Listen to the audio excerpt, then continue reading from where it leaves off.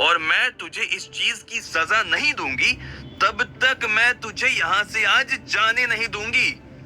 अभिलाषा ने कहा। नट हो चुके थे। अब आगे क्या होने वाला था? क्या लकी यहाँ से कह रहा हूँ?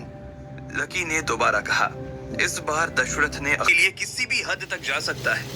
ऐसे मौके पर तो हम उनसे मुझे नहीं लगता कि हमें दूसरे डिपार्टमेंट्स में जरा भी छेड़खानी करनी चाहिए। हो सकता है कि कल को उनके डिपार्टमेंट से ऐसा कोई केस निकल आए तो हमें उनके ऊपर भी तो एक्शन लेना होगा, लकी ने कहा। अभिलाषा एक ही बार में उसकी बात समझ गई थी और हाँ में सिर हिलाती जा रही थी। इसके बाद लकी ने मोहित की तरफ देखा और कहा, मोहित, मुझे तुम्हारा ये आइडिया बहुत पसंद आया कि जब कंपनी परेशानी में हो तो हमें परिवार के रूप में एक साथ आगे आना चाहिए और कंपनी को बचाने के लिए अपनी तरफ से एफर्ट करने चाहिए। लेकिन हमारा काम सिर्फ जोश और जज्बे से तो नहीं चल पाएगा ना। किसी भी डिपार्टमेंट को रन करने के लिए उसके बारे में सारी चीजों की जानकारी होनी चाहिए। आपको पता होना चाहिए कि रॉ मटेरियल कहाँ से आता है, फाइनल प्रोडक्ट कैसे बनता है, डिजाइन में किस चीज को हाईलाइट करना है, किस चीज को छोड़ना है, पैकेजिंग के लिए कौन सा मटेरियल बेस्ट होगा। अब ये सब चीजें पता से इस चीज पर काम करना शुरू कर देना चाहिए कि परिवार का हर आदमी 2 या 3 महीने के लिए एक डायरेक्टर के साथ जुड़ा रहे और उन सारी चीजों को देखे और समझे जो एक मिला दिया।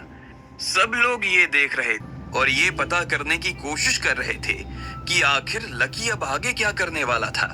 कुछ देर के बाद लकी ने फोन रखा और कहा, मैंने सीमेंट को बुला लिया है। शिवराज ने हाँ में सिर हिलाया और बाकी लोग भी दरवाजे की तरफ देखने लगे। कुछ देर के बाद दरवाजा खुला और जो पहला शख्स केबिन में दाखिल हुआ उसे देखते ही सब लोग हैरान हो गए। वो और कोई नहीं बल्कि रिया थी और रिया के पीछे वो सारी लड़कियां चली आ रही थी जिनके साथ में ये हादसे हुए थे। वो सभी आई और आकर लकी के पास खड़ी हो गई। ये है मेरी सीमेंट, लकी ने कहा और उन सभी लड़कियों की तरफ इशारा कर दिया। शिवराज